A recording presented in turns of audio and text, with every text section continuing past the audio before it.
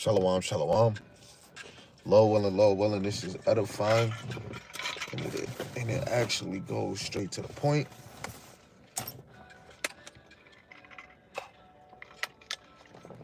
First and foremost, before we start anything, let's give all praises, glory, and honor to Yahawah, Bahasham, Yahawashi, Bahasham, Rakakwadash. Double honors to the elder apostles and the elders of Great Millstone who rule well and teach well through the Spirit.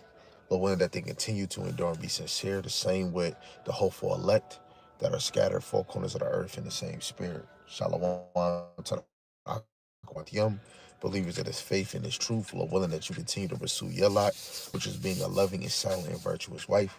And Lord willing, the Most High have mercy. Woo. Excuse me.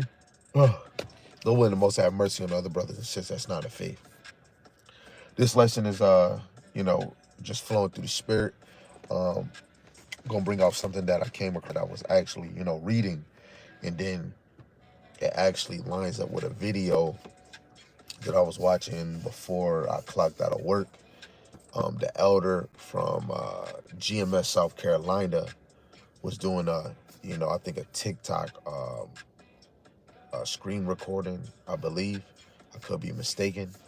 And there was a young dude, or I'm gonna call him a YN, that was basically, saying how, we believe in this false doctrine of the white man and women in other nations is not getting salvation. But he technically only talked about white people. It's not getting salvation. Now, we will be here for a long time. I ain't gonna lie, because there's just so much that you can go into. But I am not here to prove anybody that don't believe it wrong, right? You're already wrong because the Lord had put a strong delusion on you, right? This is not about cutting anybody, because if you're wrong, you already been cut. I am nothing. I am nothing. I'm just a servant, a prisoner of Yahawah Shai, trying to do my part, in trying to sing that same sound doctrine as the elder apostles and the men of Great Millstone and the other affiliates. So Lord willing, again, this is edifying. You see the title of this lesson, that Yahawah Shai is going to deliver his people, in parentheses, the Israelites, and none else. So if you feel some type of way, go get a wipe and wipe your face. But other than that, let's see what the scriptures say pertaining to what we're going to bring out. So this is Jeremiah chapter 16, going all the way down to 14. And it says, "Therefore, behold, the days come, saith Yahawah, that it shall no more be said, Yahawah liveth, that brought up the children of Israel out of the land," Salaki family, "out of the land of Egypt," right? Saying that part again, "that it shall no more be said, Yahawah liveth, that brought up the children of Israel out of the land of Egypt." Why would it say that? Because that is the classic.